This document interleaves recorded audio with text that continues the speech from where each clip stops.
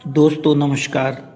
मैं आज आपको सार्कोपीनिया स्वस्थ बुढ़ापे की छिपी चुनौती के संबंध में आपका ध्यान आकर्षित करना चाहता हूँ। यदि तुम धनवान हो तो तुम कंगाल हो, अर्थात यदि आप ऐश्वर्य की जिंदगी बिता रहे हैं, सिर्फ आराम, बिना व्यायाम, बिना शाकाहारी भोजन लिए, यदि ऐसा आप कर रहे हैं और उम्र 40 के पार हो गई है, तो आप किसी भी समय सार्कोपीनिया बीमारी से ग्रसित हो सकते हैं।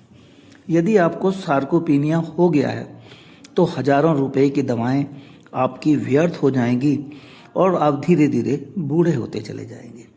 बुढ़ापे का कम आयु में निमंत्रण है सार्कोपीनिया।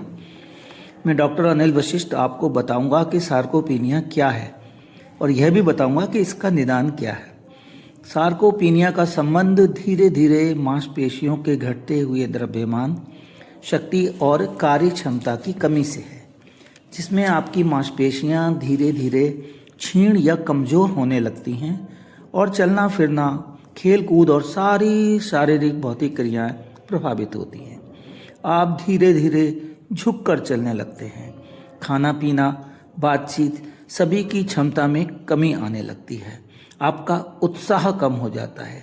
इसकी तीव्रता तब अधिक होती है जब आप बहुत अधिक व्यायाम करना कम कर देते हैं, योग और ध्यान की प्रक्रियाओं से वंचित हो जाते हैं और 40 की आयु के बाद इसका अंतर आपको दिखाई पड़ता है। यदि आपने विलासिता वाला आराम तलब और बैठे बैठे टीवी, इंटरनेट और अखबार पढ़ने वाला और साथ में तले हुए भोजन के साथ चाय कॉफ़ी वाला सेवन कर दिया है, तो आप निश्चित रूप से सार्कोपीनिया के शिकार हो जाएंगे।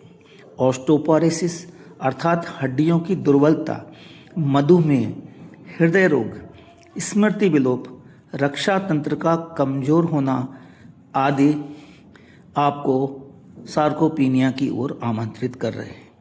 यदि आपकी कमज़ोर मांसपेशियों के तंतु आपको विकलांग बना रहे हैं तो निश्चित रूप से आप सार्कोपीनिया के शिकार हैं। अस्थि मज्जा या बोन मेरो के तंतु पतले हो जाते हैं और कमज़ोर हो जाते हैं। आपकी भुजाओं की, बाहों की शक्ति और मांसपेशियां हल्की होती जाती हैं।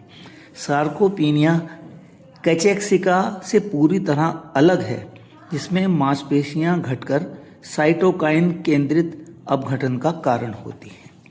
आपकी दौड़ भाग की क्षमता, फाइबर 1 और फाइबर 2, इन दो रेशों के पतले, कमज़ोर और हल्के होने और कम घनत्व का होने के कारण चलने और दौड़ने में थकान महसूस होती है।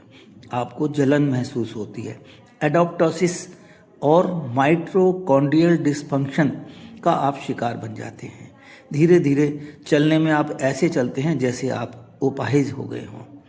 भुजाओं की मांसपेशियां घटने पर आप वॉलीबॉल, डिस्कस थ्रो, भाला फेंक, चक्का फेंक की अपनी पुरानी प्रवीणता को खो देते हैं। उसी तरह से आपकी टांगों की मांसपेशियों का क्षय, कमजोरी के कारण आप चलने में कठिनता का अनुभव करते हैं और जानबूझकर झुककर चलना शुरू कर देते हैं। कुल मिलाकर मोटर इकाइयों का कम होना, हार्मोन स्तर में गिरावट होना, शरीर की प्रतिरोधकता में कमी होना, सैटेलाइट कोशिका में गिरावट, कुपोषणता, माइटोकॉन्ड्रिया का सुचारू रूप से न चलना, ये सभी सार्कोपीनिया के लक्षण हैं।